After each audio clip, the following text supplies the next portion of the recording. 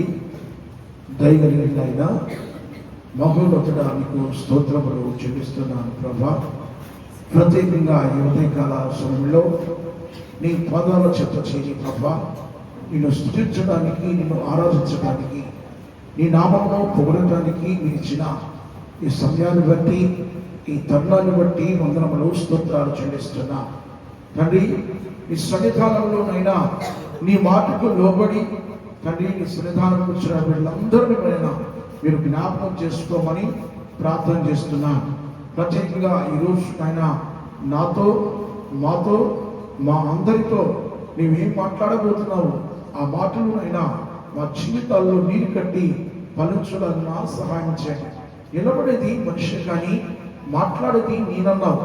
నీ మాటలు వినబడుతుండగా ప్రతి ఒక్కరికి వినబుద్ధి, వినసంపు, వినగల చెవులు, గ్రహించగలిగిన మనసు దయచేయమని నజరేయుడైన యేసుక్రీస్తు నామములో ప్రార్థించి అడిగి వేడుకుంటున్నాము తండ్రి, ఆమేన్. కూడి వచ్చిన మీ అందరికి కూడా ప్రత్యేకమైనటువంటి వందనాలు తెలియజేస్తున్నా. పరిశుద్ధమైనటువంటి గ్రంథములో సామెతల గ్రంథము 28వ అధ్యాయము 20వ వచనంలో మీరు ఎవరు చదవద్దు, నేను చదువుతాను. ఇదంతా చదవనప్పుడు మీరు చదవండి, ఎందుకంటే ఇక్కడ లైవ్ వెళ్తుంది.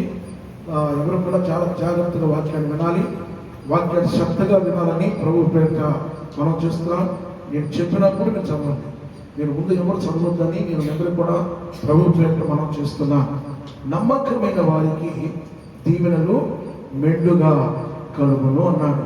నమ్మకమైన వారు ఏ విషయంలో నమ్మకంగా ఉండాలో ఈరోజు దేవుడు నీతో, నాతో, మనతో మాట్లాడబోతున్నాడు. ఏ విషయంలో మనం నమ్మకం ఉంటే దేవుడు మెండైన దీవెనలు ఇస్తాడు, ఆ విషయాన్ని ప్రభు నీతో, నాతో మాట్లాడబోతున్నాడని ప్రభు పేరిట మనం చేస్తున్నా. ప్రియమైన దేవుని సంగమా, దేవుని బిడ్డలారా, మలాకీ గ్రంథంలోకి మనం వెళితే మలాకీ గ్రంథంలో ఒక మాట మీకు జ్ఞాపకం చేయాలని ఇష్టపడుతున్నాను. ప్రియ సహోదరి, సహోదరుడా, ఈరోజు వాక్యం ద్వారా మనతో సూటిగా ప్రభు మాట్లాడబోతున్న మాటలు శ్రద్ధ కలిగి వినాలని ప్రభు పేరిట మనం చేస్తున్నా. మలాకీ గ్రంథము 3వ అధ్యాయం 10వ వచనంలో మనం జ్ఞాపకం చేసుకుంటే, నా మందిరంలో ఆహారం మొదలట్లు 10వ భాగమంతయు మీరు నా మందిరపు నిధులకి తీసుకుని రండి. దీన్ని చేసి మీరు నన్ను శోధించినలా నేను ఆకాశపు వాక్యాలు విప్పి పట్టరానికి జారినంత విస్తారమైన దీవెనలు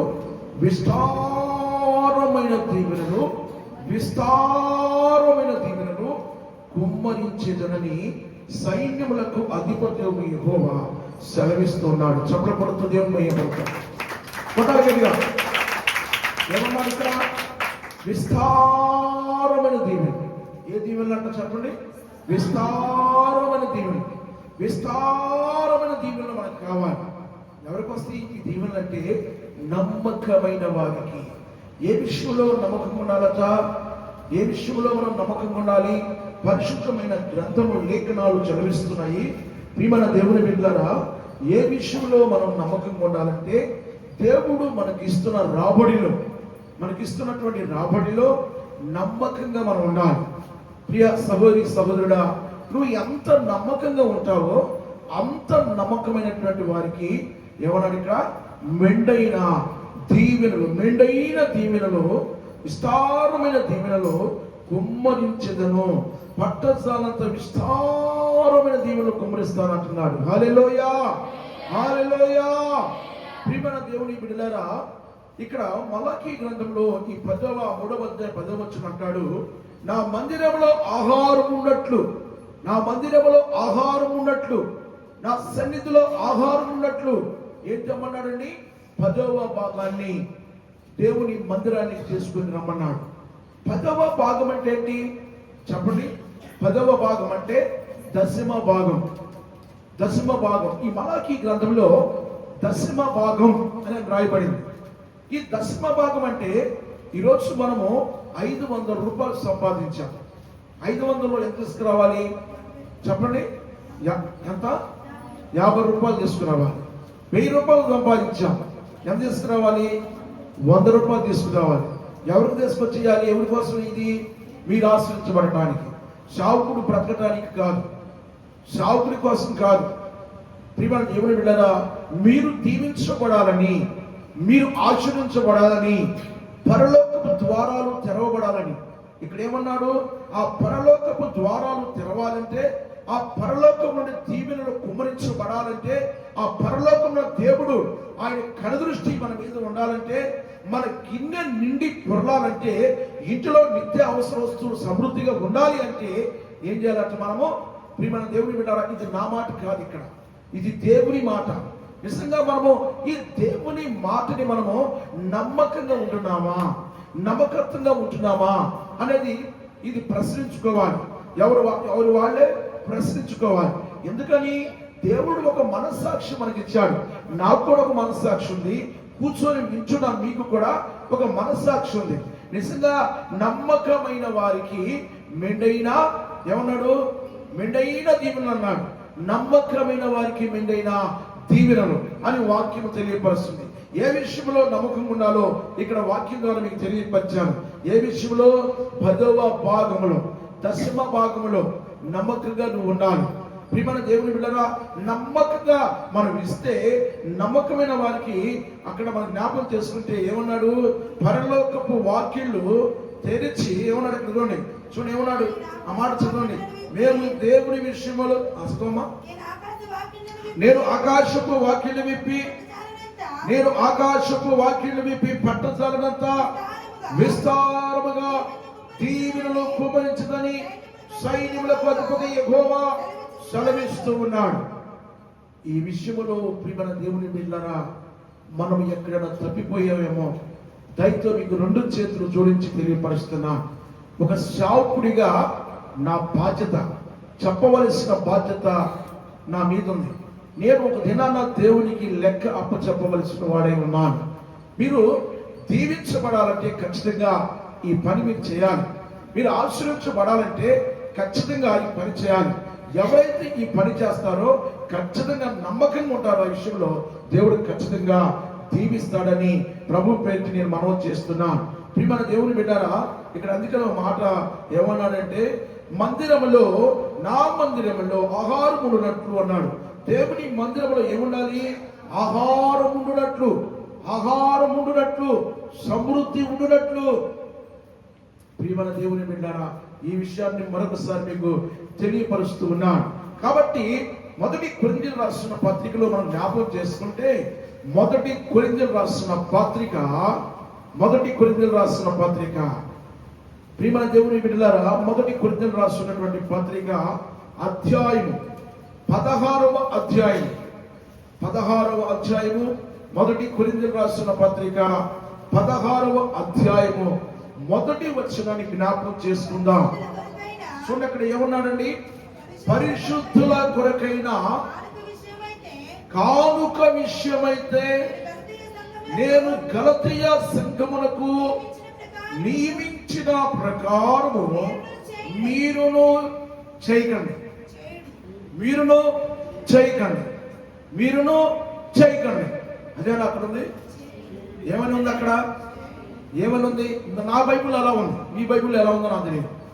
నా బైబిల్లో ఏముందని చేయకూడేనే ఉంది. మీ బైబిల్లో ఏమో చెప్పండి? చేయుడి, చేయుడి, చెయ్యాలి. ఏం చేయాలి? ఏం చేయాలి అక్కడ? ప్రతి ఆదివారము, ప్రతి ఆదివారము, చూడండి అక్కడ ఏమన్నాడు? ప్రతి ఆదివారమున మీలో ప్రతివాడును తాను వర్ధిల్ల కొలది తన యొక్క కొంత సొమ్ము నిల్వ చేయవలెను. ప్రతి ఆదివారం అంట దేవుని సన్నిధిలో నీవు సంపాదిస్తున్న సంపాదనలో దేవునికి ఇవ్వటం నేర్చుకోవాలి. ప్రియమైన దేవుని బిడ్డలారా, ఎందుకు నేను ఈ మాట జ్ఞాపకం చేస్తున్నానంటే, మరొకసారి చెప్తున్నాను, మీరు దీవించబడటానికి, మీరు ఆశీర్వించబడటానికి ఈ విషయాలు మీకు తెలియపరుస్తున్నా. ఖచ్చితంగా మీరు ఇది కనుక నమ్మకంగా చేస్తే ఖచ్చితంగా దేవుడు మనల్ని ఆశీర్వదిస్తాడు, దీవిస్తాడని ప్రభు పేరు మనం చేస్తున్నా. ప్రతి ఆదివారము మీలో ప్రతి వాడును తాను వృద్ధిలో కొలది అన్నాడు. అక్కడ మలాకీ గ్రంథంలో మనం చూసుకుంటే 10వ భాగం అన్నాడు. ఇక్కడ ఏమన్నాడు? ఇక్కడ కొరింథీయులకు రాసిన పత్రికలో ఏమన్నాడు? మీరు వృద్ధిలో కొలది, వృద్ధిలో కొలది, దేవుడు మీరు ఆశీర్వదిస్తున్న కొద్దీ ఏం చేయాలట? దేవుని భాగాన్ని తీసుకొని రావాలి, దేవుని సన్నిధిని తీసుకొని రావాలి. ఎవరైతే ఈ పని చేయట్లేదో బైబిల్ చెప్తున్న మాట ఏంటో తెలుసా? ఏమన్నాడు మలాకీ గ్రంథంలో 9వ వచనం ఏమన్నాడు? 3:9లో ఈ జనులందరూ నా యొద్దనే. అదిగోండి, నేను అంటలేదు ఈ మాట, మీరు నన్ను తప్పు పట్టొద్దు. ఏమన్నాడు అక్కడ? నా యొద్దనే దొంగిలుతున్నారు. నేను ఆ మాట చెప్పను, మీరు దీవించబడాలి. కాబట్టి ప్రియమైన దేవుని బిడ్డలారా, కాబట్టి మనము దేవునికిచ్చి మనం ఏం చేయాలట? ఆశీర్వదించబడాలి. దానికి వ్యతిరేకమేంటిది? అక్కడ చదివిన మాటకి వ్యతిరేకమైందంటే ఆశీర్వదించబడుట. హల్లెలూయా! చెప్పండి గట్టిగా, హల్లెలూయా! రెండు చేతుల పైకి చెప్పండి, హల్లెలూయా! హల్లెలూయా! ప్రియమైన దేవుని బిడ్డలారా, మీరు ఆశీర్వదించబడాలి. ఏ కుటుంబం కూడా శాపగ్రస్తమైన కుటుంబంగా ఉండకూడదు. ఏ పిల్లలు కూడా శాపగ్రస్తమైన పిల్లలుగా ఉండకూడదు. ఏ వ్యాపారాలు కూడా శాపగ్రస్తంగా ఉండకూడదు. ఏ ఉద్యోగాలను శాపగ్రస్తంగా ఉండకూడదు. ఏ పాడి పంటలైనా శాపగ్రస్తంగా ఉండకూడదు. యేసుక్రీస్తు నామములో సంఘములో చాచబడ్డ ప్రతి కుటుంబము ఆశీర్వదించబడును గాక. చెప్పండి, ఆశీర్వదించబడును గాక, ఆశీర్వదించబడును గాక, దీవించబడును గాక, దేవుని దీవులు కుమ్మరించబడును గాక, మెండైన దీవులతో నింపబడును గాక. ప్రియమైన దేవుని బిడ్డలారా, ప్రతి కుటుంబం దీవించబడాలి, ప్రతి కుటుంబం ఆశీర్వించబడాలి. కాబట్టి ఆశీర్వించబడాలంటే ప్రతి ఆదివారములో ప్రతివాడు తాను, ప్రతివాడు అన్నాడు కానీ ప్రతివాడు ఒక్కొక్కరుగా ఎంతగా దేవుని వల్ల ఆశీర్విస్తున్నాడు అంతగా వృద్ధిలో కొలది నీ సంపాదనలో దేవునికి ఇవ్వటం నేర్చుకోవాలి. దేవునికి నువ్వు ఎంత దేవుడికి ఇస్తావో అంతగా ఒక ఉన్నతమైన స్థితిలో నేను మీకు జ్ఞాపకం చేస్తున్నాను. కోల్గేట్ ఎంతమంది తెలుసు? కోల్గేట్ ఎంతమంది తెలుసు? ఏంటంటే కోల్గేట్ కూడా తెలియదు. కోల్గేట్ అంటే ఏంది? పేస్ట్. Colgate paste.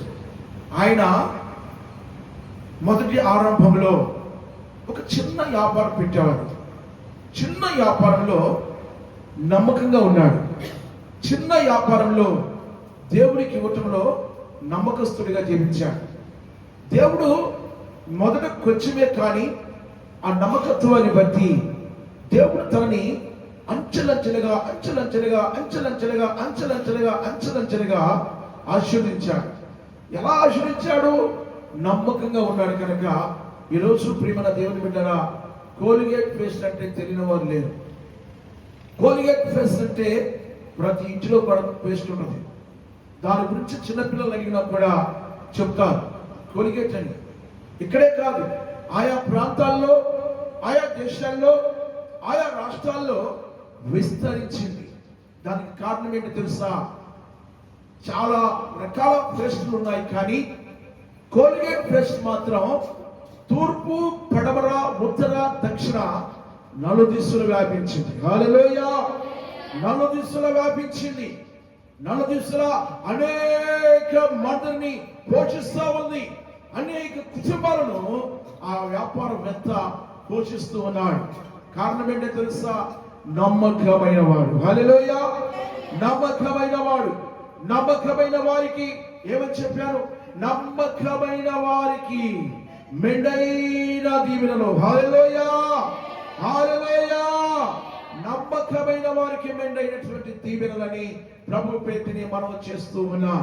కాబట్టి దేవుడు మన వర్ధిల్ల కొలది మనం ఎంతగా దేవుడు మనం వర్ధిల్లింప చేస్తున్నాడో దాంట్లో 10వ భాగాన్ని వర్ధిల్ల కొలది ప్రభువుకి ఇవ్వటం చాలా మంచిదని నేను అందరికి కూడా ప్రభు పేరిట మనం చేస్తూ ఉన్నాను. ప్రియమైన దేవుని బిడ్డలారా, సామెతల గ్రంథంలో కూడా మనం జ్ఞాపకం చేసుకుంటే సామెతల గ్రంథము 3వ అధ్యాయం, సామెతల గ్రంథము 3వ అధ్యాయంలో కూడా మీకు ఒక విషయాన్ని జ్ఞాపకం చేయాలని ఇష్టపడుతూ ఉన్నాను.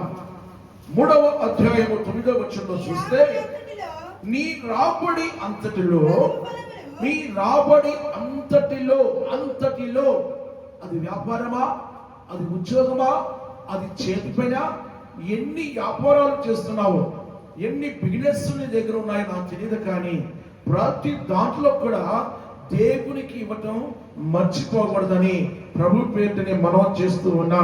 అక్కడ ఏమన్నాడండి చూడండి, నీ రాబడి అంతటిలో ప్రథమ ఫలమును నీ ఆస్తిలో భాగమునిచ్చి యెహోవాను ఘనపరచండి. హల్లెలూయా. చెప్పండి గట్టిగా, హల్లెలూయా, హల్లెలూయా, హల్లెలూయా. ప్రియమైన దేవుని బిడ్డలారా, ఏమన్నాడు ఇక్కడ? నీ ఆస్తిలో నీ రాబడి అంతటిలో ప్రథమ ఫలం ఇచ్చి యెహోవాను ఏం చేయాలి? మనము ఘనపరచాలి. ఘనపరచాలి, దేవుని ఘనపరచాలి. దేవుని మనం ఘనపరచాలంటే మనము ఎప్పుడైతే ఇస్తున్నామో దేవుని మనస్సుపూర్వకంగా మనం ఘనపరచగలుగుతాం, ఇష్టపూర్వకంగా ఘనపరచగలుగుతాం.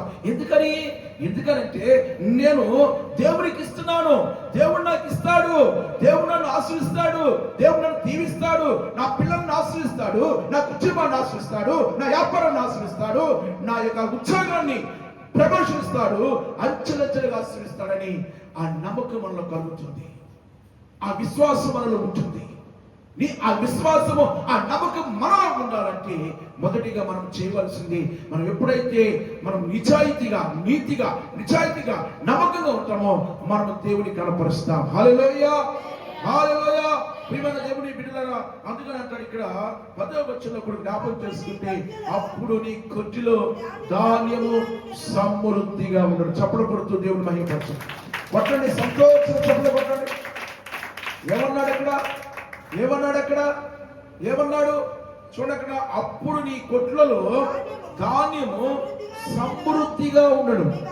ప్రియమైన దేవుని బిడ్డ, నీ గానుగులలో నుండి క్రొత్త ద్రాక్ష రసము పైకి పొర్లి పారును. హల్లెలూయా. దేవునికి మహిమ కలుగును గాక. నువ్వు వేస్తున్న పంటట, నువ్వు వేస్తున్నటువంటి ఏ పంట వేస్తున్నావో ఆ పంటట, ఆ పంట అది సమృద్ధిగా దేవుడు ఆశీర్వదిస్తాడట, సమృద్ధిగా దీవిస్తాడట. ఇంటిలో నీ గిన్నె నుండి పొర్లుతుందట, నీ అవసరాలు తీరగా మిగులుతున్నాయట. బైబిల్ చెబుతున్న సత్యం అది. బోగస్ మాట కాదు, ఇది నకిలీ మాట కాదు, డబ్బాలు కొట్టుకునే మాటలు కాదు, ఏదో టైం పాస్ కోసం కాదు చెప్పే మాటలు కాదు, ఏదో టైం పాస్ కోసం వచ్చి వాక్యాన్ని బోధించే మాటలు కాదు ఇవి. ఈ వాక్యము సత్యమైనది, నిజమైనది, నీతి కలిగినది, యథార్థమైనది, పరిశుద్ధమైనది. ఈ మాటలను మనం జ్ఞాపకం చేసుకోవాలి, ఈ మాటలను మనం తీసుకోవాలి.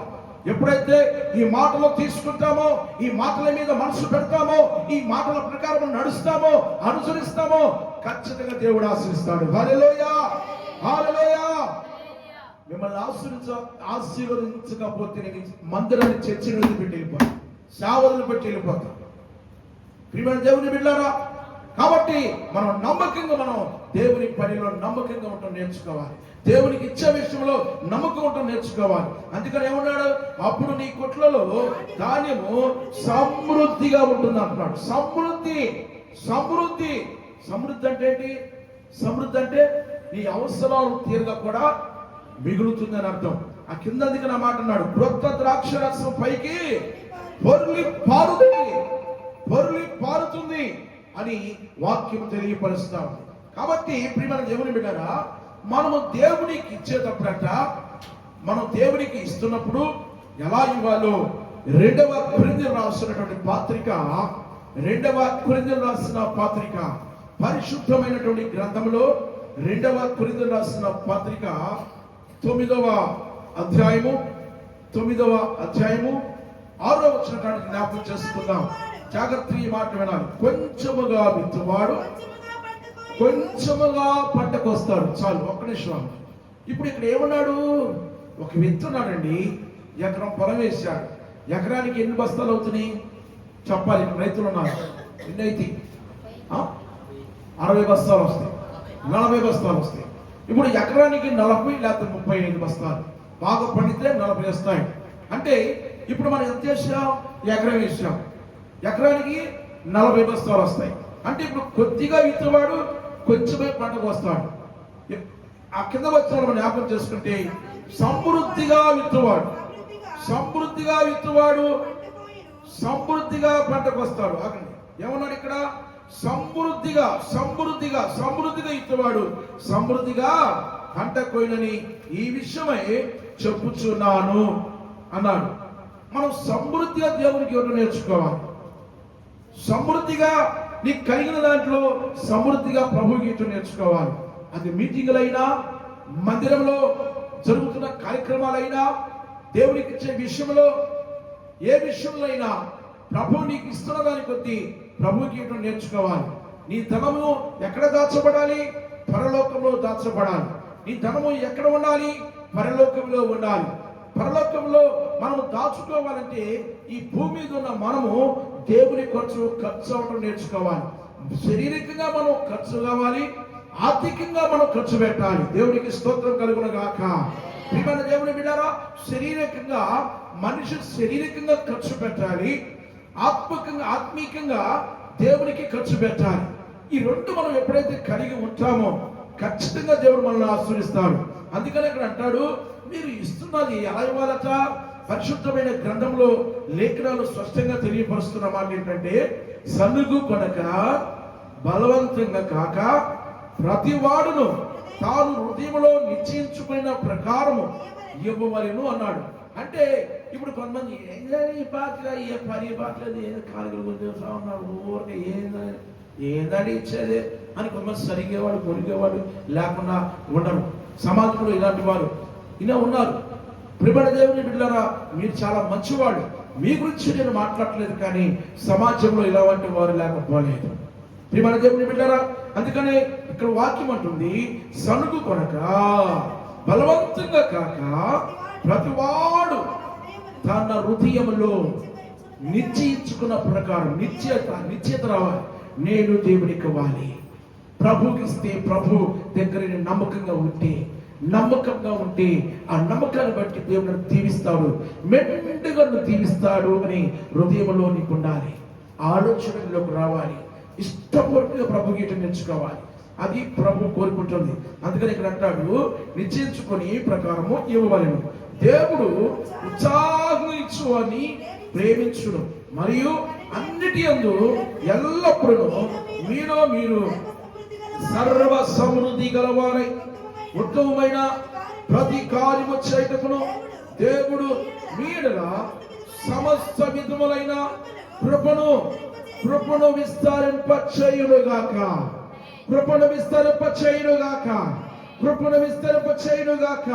ప్రతి కుటుంబం మీద కృప విస్తరింపచేయునుగాక. ప్రతి అస్త్రం మీద కృప విస్తరింపచేయునుగాక. యేసు నామములో కృపలో వర్ధిల్లునుగాక. కాబట్టి ప్రియమైన దేవుని బిడ్డలారా, కృపలో మనం విస్తరించాలి. కృపంబడి కృప పొందుకోవాలి. కృప దీవుల్లో పొందుకోవాలంటే బైబిల్ చెప్తున్న సత్యం ఏంటంటే, నువ్వు సొనగక బలవంతుడు కాక, ఏమన్నాడు అక్కడ? ప్రతివాడును తన హృదయంలో నిశ్చయించుకున్న ప్రకారము ఇవ్వవలెను. అది ఎలా ఇవ్వాలంట? ఇది దేవుని పని. మనము దేవుడికి ఇస్తున్నాము, కానీ పాస్టర్ గారికి మనం ఇవ్వట్లేదు. మనం దేవుని పనిలో పాలు పొందుతున్నాము, కానీ పాస్టర్ గారి పనిలో పాలు పొందట్లేదు. పాస్టర్ గారి ఇంట్లో పనులకి మనం పాలు పొందట్లేదు. పాస్టర్ గారి పిల్లల కొరకు మనం ఇవ్వట్లేదు. పాస్టర్ గారి కూతుర్ల కొరకు మనం ఇవ్వట్లేదు. పాస్టర్ గారు సర్దాల కోసం మనం ఇవ్వట్లేదు. పాస్టర్ గారు దేవుని కొరకు మనం ఇస్తున్నాం. హల్లెలూయా! దేవుని కొరకు మనం ఇస్తున్నాం, దేవునికి ఇస్తున్నాం అని ఆ ఆలోచనతో ఎలాగలట? నీకు దేవుడు ఉత్సాహంగా ఇచ్చేవారిని ఏం చేస్తారట? ప్రేమిస్తాడని రాయబడింది. ఆయన ప్రేమిస్తాడండి. అమ్మా బాబు అయ్యా, సహోదరుడా, ఆయన ప్రేమామూర్తి, ఆయన చాలి కలిగిన వాడు, దయ కలిగిన వాడు. నీ మీద ఆయన కనికరం చూపుతాడు, దయ చూపుతాడు, ప్రేమ చూపుతాడు.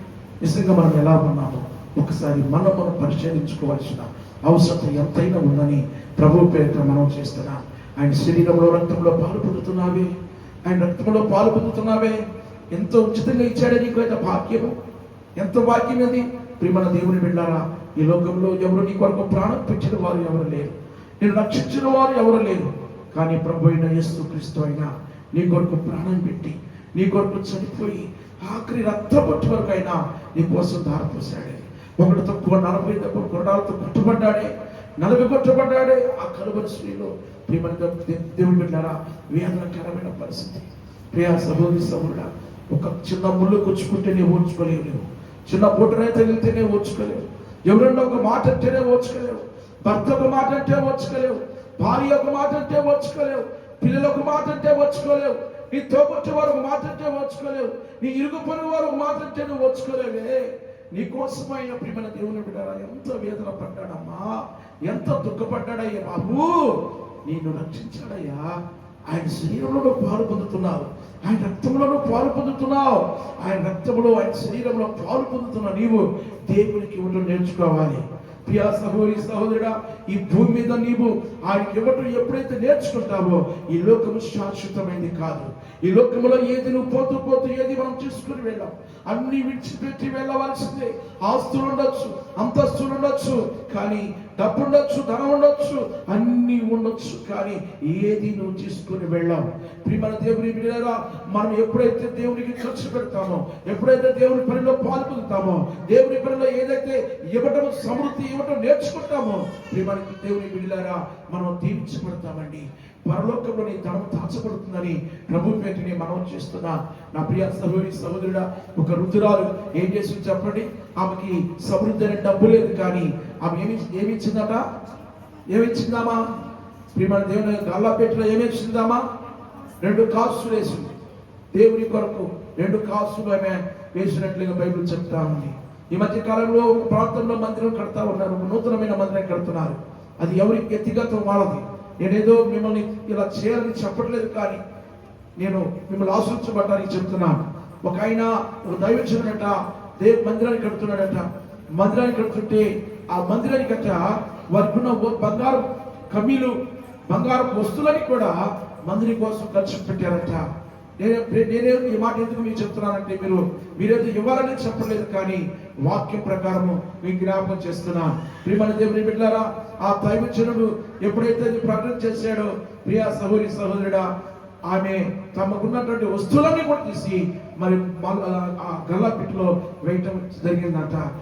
సహోదరి సహోదరుడా, మనం ఎవరి కోసం మనము రక్తము, ఎవరి రక్తముని తింటున్నాం, ఎవరి శరీరంలో మనం పాలు పొందుతున్నాం, ఒక్కసారి మనం ఆలోచించాలి.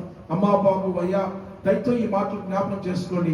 నమ్మకంగా ప్రభుకి నమ్మకంగా ఉండాలని, ఈ విషయంలో నమ్మకంగా ఉంటే నమ్మకమైన వారికి మెండైన దీవులని ప్రభు పేరిటనే మనం చేస్తున్నా. ప్రభుకి ఇచ్చి నష్టపోయిన వారు ఎవరు లేరు, కానీ పరలోకంలో నీ ధనం దాచబడుతుందని ప్రభు పేరిటనే మనం చేస్తున్నా. ఇక్కడ మనం జ్ఞాపకం చేసుకుంటే, ఈ పరిశుద్ధమైన గ్రంథంలో 2వ కొరింథీయులకు రాసిన పత్రిక 9వ వచనంలో చివరి మాట అంటాడు, ఒక మాట అంటాడు. ఒక మాట చెప్పి నేను ముందుకు తీసుకెళ్తాను. సమస్త విధమైన 8వ వచనంలో సమస్త విధమైన కృపను విస్తరింప చేయగలడు. ఏం చేస్తాడంట? సమస్తమైన విధములైన కృపను విస్తరింప చేయగలడు. కాబట్టి ఆయన కృప మనతో ఉండాలి. ఆయన కృపడి కృప పొందుకోవాలంటే ప్రభు దగ్గర మనం ఎంతో నమ్మకమైన వారిగా ఉండాలని ప్రభు పేరునే మనం చేస్తూ ఉన్నా. ప్రియమైన దేవుని బిడ్డలారా, ఒకసారి మనం జ్ఞాపకం చేసుకుంటే, ద్వితీయోపదేశకాండం 28వ వచనంలో అక్కడ ఒక మాట జ్ఞాపకం చేస్తారు. 1వ వచనంలో ఏమన్నాడు? అక్కడ చదవండి. నీవు జాగ్రత్తగా వినాలి. నీవు నీ దేవుడైన యెహోవా మాట శ్రద్ధగా విని నేడు నేను నీకు ఆజ్ఞాపించిన ఆయన ఆజ్ఞలన్నిటినీ అనుసరించి నడుచుకుని నీ దేవుడైన యెహోవా భూమి మీద ఉన్న సమస్త జనుల కంటే ఆయన హెచ్చిస్తాడు. చప్పట్లు కొడుతుంది. భూమి మీద ఉన్న సమస్త జనుల కంటే ఆయన హెచ్చించాలంటే ఆయన ఆజ్ఞలో ఇదొక భాగం. ఆయన ఆజ్ఞలో ఇదొక భాగమై ఉంది. కాబట్టి దేవుడు మనల్ని హెచ్చించాలన్నా, తలగా ఉంచాలన్నా, ఒకరికి మనం అప్పించే రీతిలో మనం చేయాలన్నా, మన దరిద్రత కొట్టివేయబడాలన్నా, మన శాపాలు కొట్టివేయబడాలన్నా, ఆశీర్వాదకరంగా మార్చబడాలన్నా, ప్రియమైన దేవుని బిడ్డలారా, దేవుడు మనల్ని ఖచ్చితంగా దీవిస్తాడు. ఆయన మాటను అనుసరించి నడిచినప్పుడు ఆయన ఆజ్ఞలో భాగంగా దీన్ని ఎప్పుడైతే మనం చేస్తామో ఖచ్చితంగా దేవుడు మనల్ని దీవిస్తాడని ప్రభు పేరుతో మనం చేస్తున్నాం. రోమీయులకు రాసిన పత్రిక 2వ అధ్యాయం 11వ వచనం ఒకసారి జ్ఞాపకం చేసుకుంటే, రోమీయులకు రాసిన పత్రిక 2వ అధ్యాయం 11వ వచనం జ్ఞాపకం చేసుకుందాం. చూడండి, అక్కడ ఏమన్నాడు ఒకసారి జాగ్రత్తగా మాట్లాడుదామా. ధర్మశాస్త్రము ఎన్నో అధ్యాయమా? 2వ అధ్యాయము 11వ వచనం అందరు తీయాలి. 2వ అధ్యాయం 11వ వచనంలో మనం జ్ఞాపకం చేసుకుందాం. చూడండి, ఇక్కడ ఏమన్నాడు? ధర్మశాస్త్రం వినివారు దేవుని దృష్టికి నీతిమంతులు కారు గాని ధర్మశాస్త్రమును అనుసరించి ప్రవర్తించువారే నీతిమంతులుగా ఎంచబడుతున్నారు. ఏమన్నాడండి? ధర్మశాస్త్రం అనుసరించి ప్రవర్తించువారు వారే నీతిమంతులుగా ఎంచబడుతున్నారు. ధర్మశాస్త్రం వినివారు దేవుని దృష్టికి నీతిమంతులు కారు గాని ధర్మశాస్త్రం ఏం చేయాలట? అనుసరించాలి. రెండోది ఏమన్నాడు ఇక్కడ? ప్రవర్తించే వారిగా ఉండాలి. అనుసరించాలి, ప్రవర్తించాలి. ఈ రెండు ఉన్నప్పుడు మాత్రమే మన జీవితాల్లో దేవుడు నమ్మకమైన వారికి మెండైన దీవెనలు మెండుగా ఇస్తాడని ప్రభు పేరుతో మనం చేస్తున్నాం. కాబట్టి మత్తయి సువార్త 14వ అధ్యాయంలో మనం జ్ఞాపకం చేసుకుంటే, ఒక ప్రాంతానికి, అరణ్య ప్రాంతానికి ప్రభు అయిన యేసుక్రీస్తు ఆ ప్రాంతానికి వెళ్ళాడు. ఆ ప్రాంతానికి వెళ్ళినప్పుడు ఆ ప్రాంతంలో ప్రభు అయిన యేసుక్రీస్తు అరణ్య మార్గంలో ఉన్నారని తెలిసినప్పుడు అక్కడికి బహుజన సమూహము ఆ ప్రాంతానికి, అరణ్య ప్రాంతానికి వెళ్ళినట్లుగా లేఖనాలు చదివిస్తూ ఉన్నాయి. ప్రియమైన దేవుని బిడ్డలారా, ఆ దినాల్లో ప్రభు అయిన యేసుక్రీస్తు శరీరధారిగా ఉన్నప్పుడు, ఆ ప్రాంతానికి వచ్చినప్పుడు, ఆ ప్రాంతంలో, అరణ్య ప్రాంతంలో ఉన్నప్పుడు, ఇక్కడ ఆ ప్రాంతంలో ప్రజలందరికీ కూడా అనేక రకాల ప్రజలు ప్రభు అయిన యేసుక్రీస్తు దగ్గరికి వెళ్ళారు. అక్కడికి వెళ్ళిన వారు కృటివారు ఉన్నారు, చంద్రరోగులు ఉన్నారు, ఆర్థికంగా నలిగిపోయిన వారు ఉన్నారు, మేళ్ళు పొందలే వారు ఉన్నారు. కాబట్టి అనేక రకాల ప్రజలు ప్రభు అయిన యేసుక్రీస్తు దగ్గరికి వెళ్ళి ఆయన బోధలను వినటానికి ఆ ప్రాంతానికి వెళ్ళారు. అక్కడ ఆయన 3 దినాలు అక్కడ మరి ఆ కొండ మీదనే ఉండి ప్రసంగాలు చేస్తూ ఉన్నాడు. మూడవ రోజు, చివరి రోజు అయినా ప్రియమైన దేవుని బిడ్డలారా, శిష్యులతో చెప్తా ఉన్నాడు. చాలా ప్రొద్దుపోయింది, బిడ్డలందరికీ కూడా భోజనాలు తీసుకురండి అని చెప్పినప్పుడు, ప్రియమైన దేవుని బిడ్డలు అక్కడ ఉన్నటువంటి ఆ శిష్యుడికి ఆ మాట చెప్పినప్పుడు అక్కడ వెళ్తామని శిష్యులు యేసుప్రభుని అడిగారు. యేసుప్రభుని అడిగితే యేసుప్రభు అంటున్నాడు, మీరు వెళ్ళొద్దు అని చెప్పాడు.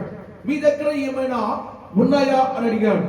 మీ దగ్గర ఏమైనా ఉన్నాయని అడిగినప్పుడు వారిలో ఒక పిల్లవాడు లేచి, తాత, ఎందుకంటే చిన్న పిల్లగాడు కాబట్టి తాత అంటున్నాను, చిన్న పిల్లగాడు కనుక తాత, సహజంగా లోకంలో మాట్లాడుకునే మాట, తాత, నా దగ్గర 5 రొట్టెలు 2 చిన్న చేపలు ఉన్నాయన్నాడు. దేవునికి స్తోత్రం చెప్పండి ఒకసారి గట్టిగా. హల్లెలూయా, హల్లెలూయా. నేను ఒక మాట చెప్తాను, జాగ్రత్తగా వినండి. ఒక చిన్న పిల్లగాడు యేసయ్య మాట విన్నాడు. ఒక చిన్న పిల్లగాడు 3 రోజులు వర్తమానం విన్నాడు. ఒక చిన్న పిల్లగాడు యేసు ప్రభు గురించి తెలుసుకున్నాడు. ఒక చిన్న పిల్లగాడు యేసయ్య మాటకి లోబడ్డాడు. ఒక చిన్న పిల్లగాడు యేసయ్యని ఆయనకి ఇవ్వటానికి ఇష్టపడ్డాడు. ఒక చిన్న పిల్లగాడు యేసుని తెలుసుకోవడానికి ఇష్టపడ్డాడు. పెద్దోడా చిన్నోడా? చిన్న పిల్లగాడు. ప్రియమైన దేవుని బిడ్డరా, 5 రొట్టెలు 2 చేపలు యేసు ప్రభు చేతికి ఇచ్చాడు. దేవునికి మహిమ కలుగును గాక. 5 రొట్టెలు 2 చేపలే, కానీ 5 రొట్టెలు 2 చేపలు ప్రభు అయిన యేసుక్రీస్తు అయిన దేవునికి కృతజ్ఞతాస్తుతులు చెల్లించి అయ్యి శిష్యులకు ఇచ్చాడు. ఎప్పుడైతే శిష్యులకు ఇచ్చాడో వారిని వడ్డించమన్నప్పుడు, ప్రియమైన దేవుని బిడ్డలారా, 5,000 మంది కంటే నేనంటాను ఎక్కువ మంది ఉన్నారు. అక్కడ ఎక్కువ మంది ఉన్నటువంటి 10,000 మందికి పచ్చగా 12 గంపలు మిగిలాయి. హల్లెలూయా. దేవునికి మహిమ కలుగును గాక. ఎన్ని ఎన్ని ఎన్ని మిగిలాయి? ఎవరికిస్తే మిగిలాయి? ఎవరికిస్తే మిగిలాయి? ఎవరి చేతిలో పెడితే మిగిలాయి? ప్రభు అయిన యేసు క్రీస్తు చేతిలో పెట్టగా 5 రొట్టెలు 2 చేపలే కానీ, 5 రొట్టెలు 2 చేపలే కానీ ప్రియమైన దేవుని బిడ్డలారా, అవి తినగా 12 గంపలు మిగిలాయి. హల్లెలూయా! చప్పట్లు కొడుతూ దేవుని మహిమ పలుకుతాం. నా ప్రియ సహోదరి సహోదరుడా, అమ్మా బాబు అయ్యా, 5 రొట్టెలు 2 చేపల యేసయ్య చేతిలో పెట్టగా సమృద్ధిగా మిగిలింది. సమృద్ధిగా తినగా మిగులుతుంది, తినగా మిగులుతుంది, తినగా మిగులుతుంది, తినగా మిగులుతుంది. ప్రియమైన దేవుని బిడ్డలారా, ఈరోజు మన యేసయ్య చేతిలో మనం పెడుతున్నామా? యేసయ్యకి ఇస్తున్నామా? దయతో ప్రియ సహోదరి సహోదరుడా, నీవు ఆశీర్వదించబడాలంటే, నువ్వు దీవించబడాలంటే ఈ సూత్రాన్ని నువ్వు పాటించాలి. ఎవరైతే ఈ సూత్రాన్ని పాటిస్తారో ఖచ్చితంగా నా దేవుడు మిమ్మల్ని ఆశీర్వదిస్తాడు, ఖచ్చితంగా మిమ్మల్ని దేవుడు దీవిస్తాడు. ఈ సూత్రము ఎవరైతే మీరు పాటిస్తారో అందులో ఏ మాత్రం కూడా సందేహం లేదని ప్రభు పేరుని మనం చేస్తున్నాం. నీ ఇంటిలో సమృద్ధి ఉండాలి, నీ పిల్లలు సమృద్ధిగా ఉండాలి, నీ యజమానుడు సమృద్ధిగా ఉండాలి, నీ పంట సమృద్ధిగా ఉండాలి, నీ వ్యాపారం సమృద్ధిగా ఉండాలి, నీ ఉద్యోగం సమృద్ధిగా ఉండాలి. ఉండాలి అంటే ప్రభుకి ఇవ్వటం నేర్చుకోవాలి, ప్రభు చేతిలో పెట్టడం నేర్చుకోవాలి. ఆ చిన్న పిల్లగాడే కానీ ప్రభు గురించి విన్నాడు, తెలుసుకున్నాడు. యేసయ్య చేతిలో పెట్టగా 12 గంపలు సమృద్ధిగా నిండింది. నా ప్రియ సహోదరి సహోదరుడా, కాబట్టి ప్రియ సహోదరి సహోదరుడా, ఆలోచించమని ప్రభు పేరుని మనం చేస్తున్నా. అందుకని అంటాడు, ఏప్రిల్ రాసిన పత్రిక 2వ అధ్యాయము 1వ వచనం ఒకసారి జ్ఞాపకం చేసుకుందామండి. కావున మనము వినిన సంగతులను వినాలి. మనము వినిన సంగతులు, ఏ వినిన సంగతులు? లోక సంబంధమైన ముచ్చట్ల, లోక సంబంధమైనటువంటి ఉన్నటువంటి అనేకమైన మాటలా? కాదు కాదు కాదు బాబు అయ్యా, బాబు అమ్మా, బాబు అయ్యా, కాదయ్యా. ఏమన్నాడు అక్కడ? మనం ఏం వింటున్నామంటే దేవుని వాక్యాన్ని వింటున్నాం, దేవుని సన్నిధికి వచ్చాము, ఆయన మాటలు వింటున్నాం, ఆయన మాటని వింటున్నాం మనమట. ఏమన్నాడు అక్కడ? మీరు వినినటువంటి సంగతులు విడిచిపెట్టి అన్నాడు. విడిచిపెట్టి ఏ విడిచిపెడతాం మనం చెప్పండి? కొన్ని విడిచిపెడతాం, లోక సంబంధమైన. కొన్నింటి ఏం చేస్తాం? పట్టుకుంటాం. ఏం పట్టుకుంటాం? నేను ఒక అబ్బాయిని 2 మాటలు దొరకని నోటు జరిగాను. ఏం చేస్తాడు ఆ అబ్బాయి? పోయి చెప్పండి, వాళ్ళ అమ్మకు చెప్తాడు, వాళ్ళ డాడీకి చెప్తాడు. చెప్పి పాస్టర్ గారు నన్ను ఇలా మాట్లాడాడు, కోపడ్డాడు అని ఏమి మోసుకుపోయాడు చెప్పండి? నేను ఏదో అన్న మాట, కానీ దేవుని మాటలు మోసుకుని వెళ్ళాడా? వెళ్ళలేదు. ఏ మాటలు మోసుకుని వెళ్ళాడు? లోక సంబంధమైన మాటలు మోసుకుని వెళ్ళాడు. ఇక్కడ విడిచిపెట్టాలి. ఏ విడిచిపెట్టు సారీ, ఆ విడిచిపెట్టి కొట్టుకొని పోకున్నట్లు విడిచిపెట్టకూడదు అని అర్థం. మనం విడిచిపెట్టకూడదు. ఏ వాక్యం అయితే మనం వింటున్నామో, ఏ మాటలు అయితే మనం వింటున్నామో వాటిని అక్కడ ఏమన్నాడు? విడిచిపెట్టి కొట్టుకొని పోకున్నట్లు వాటి యందు మరి విశేషమైన జాగ్రత్త కలిగి ఉండవని అంటాడు. హల్లెలూయా, హల్లెలూయా. ప్రియమైన దేవుని బిడ్డలారా, ఏమన్నాడు ఇక్కడ? ఏమంటున్నాడు? విశేషమైన జాగ్రత్త కలిగి ఉండాలి, విశేషమైన జాగ్రత్త కలిగి ఉండాలని బైబిల్ చెబుతున్న మాట. ప్రియ సహోదరి సహోదరుడా, దులుపుకొని మనం వెళ్ళిపోకూడదు. ఆ వాక్యాలట మోసుకొని వెళ్ళాలి. హల్లెలూయా. మోసుకొని ఇంటికి వెళ్ళాలి. ఆ వాక్యాన్ని మోసుకొని మన ఇంటికి ఎప్పుడైతే వెళ్తామో ఆ వాక్యం మనలో పనిచేస్తూ ఉంటుందండి. కాబట్టి నా ప్రియమైన దేవుని బిడ్డలారా, విడిచిపెట్టి కొట్టుకొని పోకున్నట్లు విశేషమైన జాగ్రత్త కలిగి ఉండాలని ప్రభు పేరుతో నేను మనవి చేస్తూ ఉన్నా. యాకోబు రాసిన పత్రిక 1వ అధ్యాయం 22వ వచనాన్ని మనం జ్ఞాపకం చేసుకుంటే అక్కడ మీరు వినువారు మాత్రమయ్యే ఉండి మిమ్మల్ని మీరు మోసపుచ్చుకోకుండా చాలండి. ఏమన్నాడు అక్కడ? ఏమన్నాడు? మీరు విని మీరు వినువారు మాత్రమే ఉండి, అంటే అయ్యండి సహజంగా లోకంలో జరుగుతున్న కొన్ని విషయాలకు జ్ఞాపకం చేస్తాను. ప్రియమైన దేవుని బిడ్డలారా, దైవజనులు గుండెలో బాదుకొని చెబుతా ఉంటే వాక్యాలు, గుండెలో బాదుకొని నిద్ర ఆకారాలు లేక దేవుని వాక్యాన్ని ప్రకటిస్తున్నటువంటి దైవజనులు లేకపోలేదు భూమి మీద. ప్రియ సహోదరి సహోదరుడా, తినగా పస్తులుండి ప్రభు కోసం ప్రయాసపడే దైవజనులు లేకపోలేదు. కానీ మాట్లాడే మాటలు ఎలా ఉంటాయంటే, ప్రియమైన దేవుని బిడ్డలారా, వారు అలాగే చెబుతారులే, వారు చెబితే మనం వినేది లేని మాట్లాడే సమాజం లేకపోలేదు, అలాంటి వ్యక్తులు లేకపోలేదు, లోకములు అలాంటి మనుషులు లేకపోలేదు. అలాంటి మనుషులు ప్రియమైన దేవుని బిడ్డలారా బుద్ధిహీనులు అని బైబిల్ చెబుతా ఉంది. ప్రియమైన దేవుని బిడ్డలారా, ఎప్పుడు వారికి అర్థమైందంటే దేవుని ఉగ్రత వచ్చినప్పుడు అప్పుడు తెలుసుకుంటారు.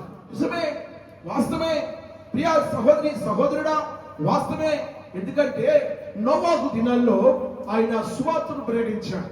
ఇంకొక కొన్ని రోజుల్లో, కొన్ని దినాల్లో ప్రచండమైనటువంటి వర్షం పడబోతా ఉంది, జలప్రలయం రాబోతా ఉంది. భూమి మీద ఉన్న ప్రజలందరూ కూడా ఈ వరలోనికి రండి అని ప్రకటన చేశాడు. ఒక్కరోజా, 2 రోజులా, 3 రోజులా, 4 రోజులా కాదు.